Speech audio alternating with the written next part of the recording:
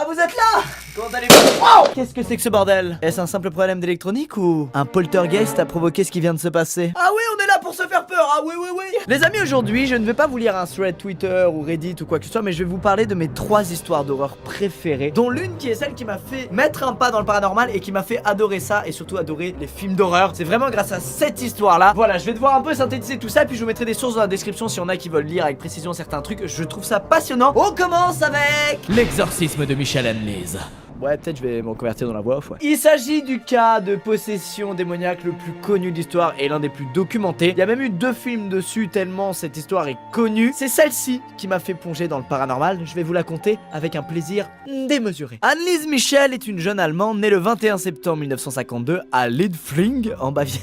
Je ne parlerai plus allemand, désolé. Elle fait partie d'une famille catholique très croyante et elle va jusqu'à faire pénitence pour faire pardonner les péchés des autres, en plus des siens. Elle est vraiment impliquée dans le péché game, vraiment. Tout se passe bien jusqu'à ses 16 ans, donc jusqu'en 68, où là elle commence à avoir des crises de convulsions. Elle est alors diagnostiquée épileptique par les médecins, mais ça ne va pas s'arrêter là. Son état continue de se détériorer, les crises sont de plus en plus nombreuses et il pense du coup qu'il y a un problème psychologique derrière ça, alors il l'envoie dans un hôpital psychiatrique pendant 1 année. Ça ne s'améliore pas, c'est même pire qu'avant. En plus de ça, elle tombe en dépression, donc c'est vraiment la totale pour la pauvre Anne-Lise Michel, qui va alors commencer à parler de possession démoniaque. Elle va commencer à être persuadée qu'elle est possédée par des démons, à tel point qu'elle va se mettre à rejeter les symboles catholiques comme les crucifixes, la Bible, tout ça. Elle va se mettre à chier là-dessus, vraiment, comme si elle en voulait à l'église de ne rien faire pour elle, alors qu'elle est convaincue qu'elle est possédée. Elle le crie sur tous les toits. Sa situation va ensuite s'arranger, elle va sortir de l'hôpital, elle va reprendre le chemin de la foi, elle va se remettre à prier, à croire, mais elle surveille ses arrières. Elle garde quand même une petite fiole d'eau bénite, hein, tu vois, dans la poche arrière, au cas où il y a un démon, bam, dans la gueule. À partir de là, la pauvre, c'est une descente aux enfers. Oh, proprement parler, puisqu'on parle de démons et tout. Anne-Lise va se remettre à parler de possession démoniaque, même plus que ça, elle va commencer à dire qu'elle voit des visages démoniaques. Elle va se mettre aussi à entendre des voix d'entités diaboliques. Elle est convaincue que ses médicaments n'arrangent rien, elle en prend pour traiter ses problèmes d'épilepsie, pour traiter sa dépression, pour traiter même la schizophrénie, je crois. Enfin bref, les médecins, ils s'acharnent un peu sur elle, donc du coup, elle va arrêter d'un coup de prendre tous ses médicaments. Et c'est une très mauvaise idée. Pendant toutes ces années, l'église refuse de pratiquer un exorcisme sur Anne-Lise. Étant donné qu'elle est persuadée d'être possédée, c'est un effet très destructeur pour elle, mais en 75, un curé va porter l'affaire devant l'église et va les convaincre de pratiquer des exorcismes. Au cours des exorcismes, les prêtres diagnostiquent qu'il y aurait plusieurs entités qui sont rentrées dans le corps de Anne-Lise, entre autres Néron, Lucifer et Hitler. Le comportement d'Anne-Lise est de pire en pire, elle hurle, elle mord les prêtres, elle se met même à manger des insectes, elle va commencer à se mutiler aussi. Bref, tous les signes que l'église considère comme des signes de possession démoniaque, elle les a. Et surtout, il y a un enregistrement audio qui a été fait lors d'un exorcisme, et là on entend la voix de Anne-Lise, et qu'elle soit possédée ou pas, on s'en fout. C'est assez troublant parce qu'on entend quand même une personne en détresse. Je vous mets un très court extrait qui vous fera bader, mais pas trop non plus. Mais c'est vous dire à quel point c'est sérieux en fait ce qui s'est passé avec cette personne. C'est pas une légende.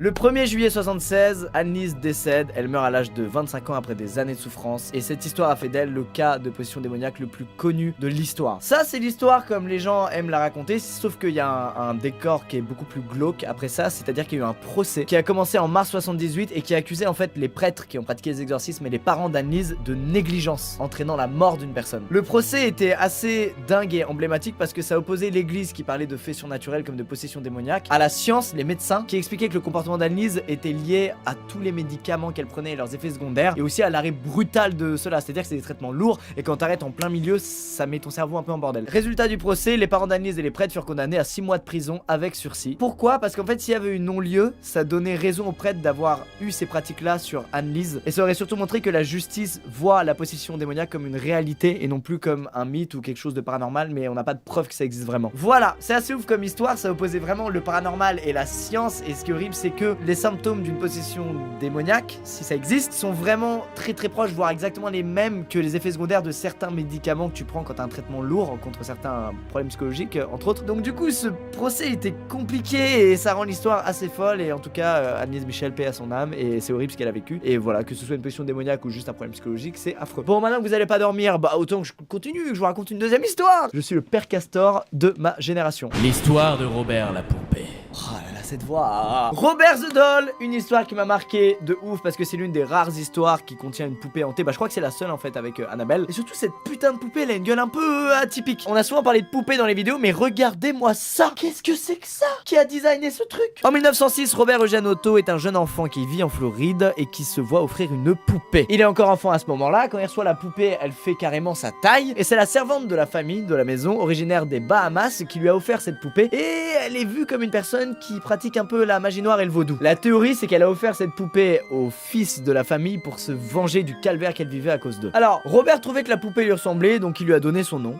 au calme. La poupée s'appelle donc Robert et lui se faisait appeler par sa famille par son deuxième prénom, Eugène. Pour moi, c'est un gros début de schizophrénie, mais ainsi soit-il. Il va rapidement y avoir un problème avec cette poupée, cet enfant, puisque les parents, ils entendent Eugène parler à Robert dans sa chambre. Mais ils entendent deux voix différentes, c'est ça qui est glauque. Alors, les enfants ont souvent des amis imaginaires, ou en tout cas, ils en créent, donc ils se disent que leur fils interprète tout simplement la voix de sa poupée Robert, ainsi que la sienne, et il converse à sa poupée, sauf qu'en fait, c'est lui qui fait les questions et les réponses. Quelques années plus tard, les parents vont changer d'avis, parce que là, il va plus être question de simples petites conversations entre les deux. Ils entendent la poupée crier sur Eugène et lui donner des ordres.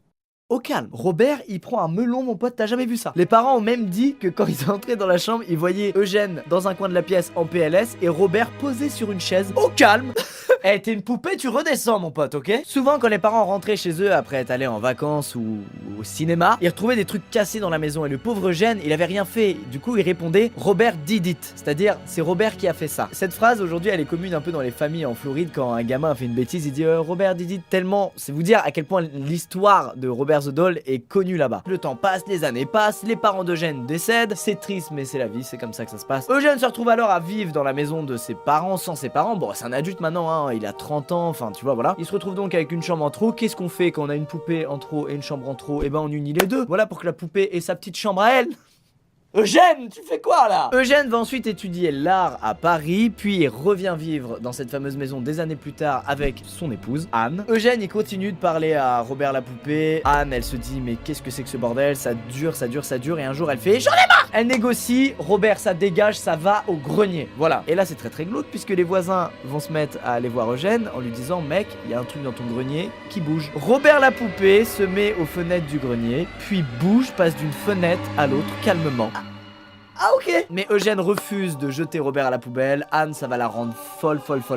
Quelques années plus tard, Anne décède, paix à son âme, et il y a plein de voisins qui pensent que Robert did it. On arrive en 74, Eugène décède, la maison est vendue, une famille vient emménager là, et il y a toujours Robert au grenier. Bah oui, c'est soit son foyer à lui. Et c'est ouf parce que la famille a constaté que leur petite fille de 10 ans se mettait à développer une relation imaginaire avec cette poupée, avec Robert. Et on peut voir Robert dans une cloche en verre, dans un fort, qui est devenu je crois un musée des horreurs, ou je sais plus trop quoi, mais bref. Et en fait quand on passe devant, il faut lui demander la permission de prendre une photo. Et apparemment il aurait hanté quelques visiteurs du truc. Quoi qu'il en soit, c'est génial l'histoire avec les poupées. Enfin c'est génial à lire, à vivre, c'est un peu moins génial apparemment. Cette histoire là m'avait aussi énormément fait kiffer, et puis surtout la gueule atypique de la poupée quoi, mec c'est fou. Bon, n'est-il pas temps de passer à la troisième histoire? The Enfield Poltergeist.